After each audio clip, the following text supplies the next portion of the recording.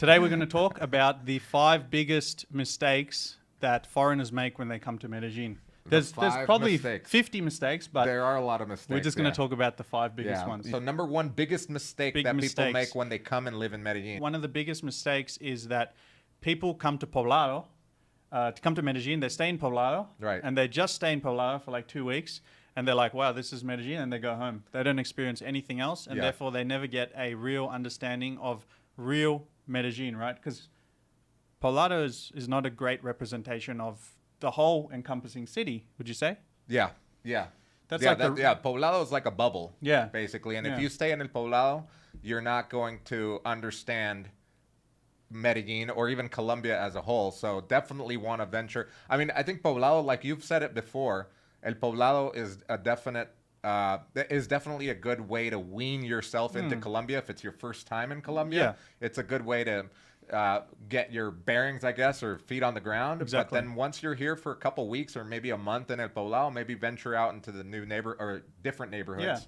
Yeah. Poblado is like a taste test, right? Yeah, it is. But after that, if you really want to get deep into the Colombian culture, meet some more people who live, the everyday Colombian life, then you want to move into other neighborhoods like Laureles, Belén, Envigado, Centro. El Centro, for the most adventures. I lived in El Centro for a year and a half, and I loved it. Apart from living in Manila and El Poblado here, my second favorite place to live in the 7 different neighborhoods that I've lived in here over the 13 years that I've been here is downtown. I lived in Las Torres de Bombona, and it's like a little city within a city there. Yeah. It's so awesome.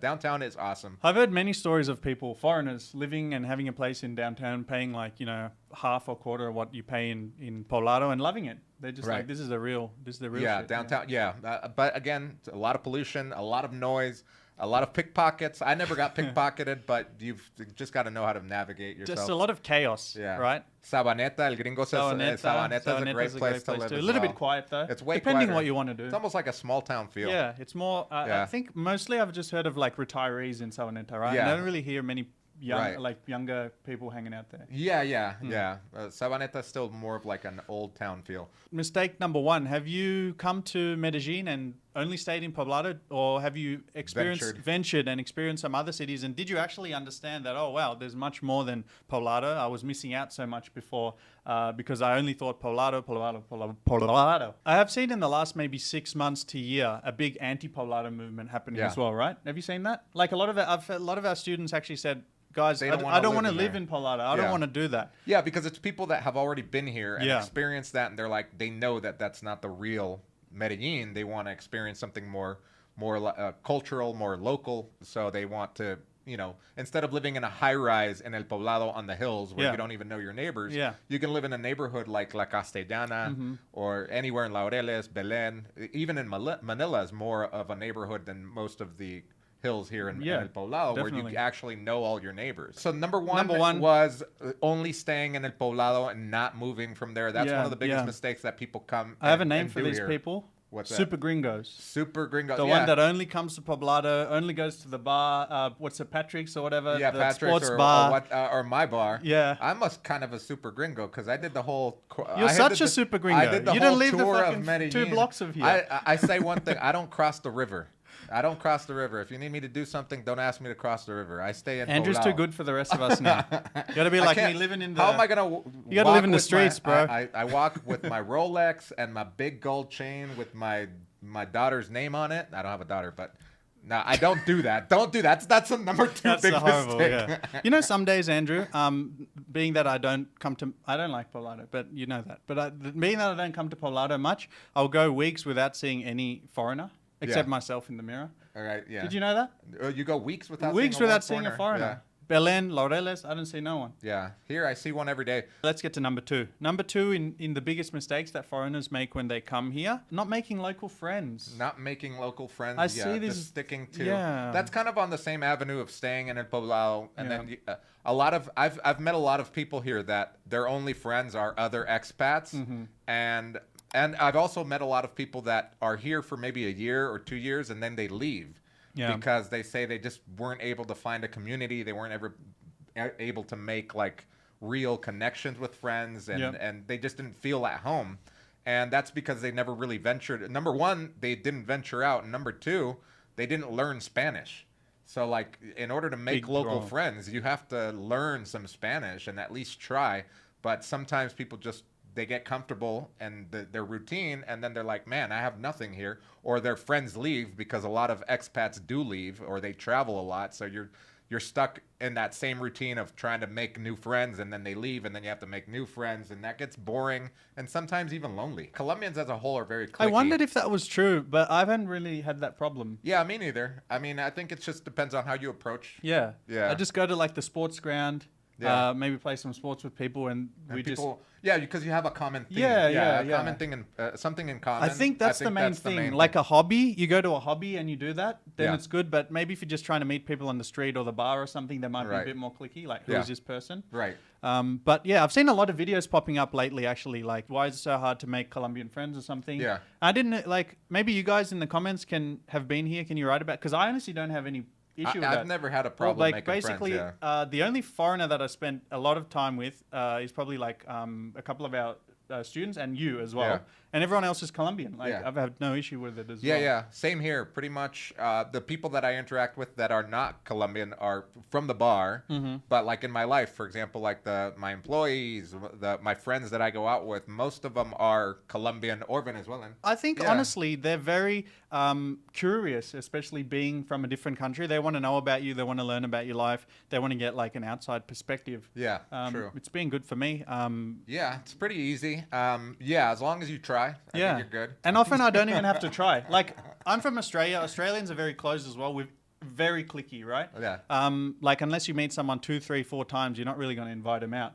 But here in Medellin, I've just been talking to someone once, and they're like, "Take my number. Let's do this. Let's do that." They're very more likely to meet up with you and initiate that Right. meeting. You know? Yeah. So that's the biggest mistake. Number 2 is not making local friends. Yeah. Yeah.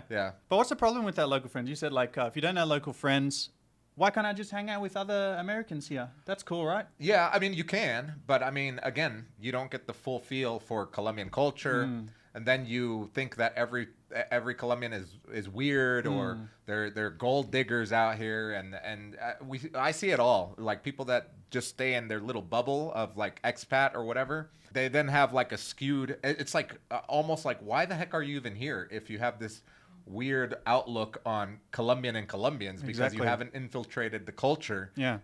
and you don't understand it. Yeah. You're looking at it like almost as if you were living in the U.S. looking outside in, but you're living here. It makes no sense to me. But You know how many people I see on these expat forums? They've lived here for like 5 years, and they're like, "I hate Colombians." Yeah. What the fuck are you doing here? It's stupid, right? yeah, Number 3. yeah. Number 3. Number 3 mistake is living in the wrong areas. And this one is a little bit different to what we talk about, never venturing out of Poblado. This one could be as simple as not doing your research well, and then maybe booking a place and living in, let's say, Sabaneta, Right. and then feeling isolated, right? Right. You've heard of many of these stories, Yeah. because some areas are not so welcoming for new tourists as other areas, right? Can you explain that a bit, Andy? Yeah, welcoming. I wouldn't say welcoming. I would say maybe catered to what a that's the right tourist word, what yeah. a tourist wants to do Yeah. here in Colombia. For example, if it's your first time, but you want to save on money and you decide that you want to live and you rent out an Airbnb. I met someone at the bar actually that did this. He got an Airbnb in Robledo, and I'm like, Robledo's so far. They have Airbnbs over Yeah, they have there? Airbnbs, Oh, okay. but it's like super cheap. He got like a whole house for Yeah. like $300 a month. Yeah. It's like a 2-story house that he rented out with like 5 different bedrooms and stuff and a big view. probably super cheap Yeah, it as was well. super great view and stuff, but he said, man, it sucked because there was nothing to do there. It Yeah. was like this little neighborhood that was like not. He said it was cool in the sense that he really got the immersion of like Colombian culture, living in an estrato 3, which is low income neighborhood, Yeah. or a lower income neighborhood. So he got that immersion, but when he wanted to do something at night and stuff, he didn't really feel, that welcomed, because people were working class. They're there to work and they live there, and there's not a lot of going on. Probably not There's going to be able to connect with them that yeah, much, there's right? no bars, there's no restaurants, Yeah. or there's very little. You have to travel a long way to get to something. So he made that mistake, but so he was there for a month and then changed to Laureles, where he said it was way better for him. So yeah, booking just based on was trying to save money into a neighborhood, you should probably research the neighborhood first, right? Yeah. Hey, by the way, if you're actually interested in moving to Medellin, we've put together this Medellin checklist to help you out. Jump on the website, medellinmasterclass.com/checklist. The link is actually in the description. This will really help you go real quick from 0 to 100 when planning your move to Medellin. So jump on and get that. We hope you enjoy it. The number 4 mistake people make when coming and living in Colombia is a big mistake, and I think you've made this mistake. Sending money to a Colombian bank account to pay for your expenses. So for example, let's say you don't have a Colombian bank account, but you need to pay stuff. And you have a Colombian friend or a Colombian girlfriend or a family member or someone that does have a Colombian account, and you start sending them the money so that they can make the payments for you. I do this all the time. Yeah, so that's a mistake? That's a huge mistake. Because if you keep sending money, if you send them money, they're going to have to, and they report taxes, that's income. Oh, that's not my problem, though. That's not your problem, but it's a huge problem for the person. And I'm particularly talking about larger amounts. For example, if you're sending $10,000 to someone's bank account, they're going, and I've seen this happen because people need to buy something or pay a rent in advance, and they have a Colombian girlfriend or boyfriend, and they send them $5,000, $10,000 in advance. Guess what? They're going to have to report that as income, and that's a huge mistake. Yep. One of the biggest ones that I saw recently was someone that was buying a property, and they sent about $50,000 to a Colombian bank account to their girlfriend, and then the girlfriend's like, "Oh, I owe $5,000 in taxes." He's like, "What?" He didn't. Yeah, Colombia does have rules. Yes, that is a good thing, and I realize that's a mistake now because my girlfriend, as of last month, has cut me off from sending any more funds to a bank account. She broke up with you. She's cut me off because too much money. She's like, wait, I've never heard of that happening. She said, a girl cutting you off because you sent her. Yeah, too because much she's money. going over the tax bracket, so I'm going to make her pay more tax. She's just on the limit, and she said, "Don't send me more fucking money because you're going to." So you got to go get your own account. So now I'm trying to open my own account. Okay, Yeah, but I'll have some more. I already sent in my newsletter last week that I was working on that, but I'll have some more updates. Okay, number 5. Number 5. What is number 5? Number 5, I was going to say, is on the topic of visas. Yeah, visas. And we were talking about visas. Is that people either doing visas with dodgy visa lawyers, or trying to do it themselves and getting rejected. I've seen many, let's call it expat heroes, trying this and getting it rejected. And you got to watch out for the lawyers here, because a lawyer is not actually a lawyer. It can be just someone who processes visas. You got to ask them, are you actually a trained lawyer? Because there's a big difference, right? I had a mate who actually applied for a investment visa. He had been here 8 years in Colombia, and he got onto a visa lawyer and applied for this investment visa. And she didn't, I forgot the details, but she didn't tell him one integral thing about bringing in the money or something. Yeah. And his whole visa got rejected. He lost like the $1,000 in application, and he had to immediately get out the country, and he had to pay a fine because he was illegal when he left. Right. So all in all, it cost him like $2,000, and he never got the visa.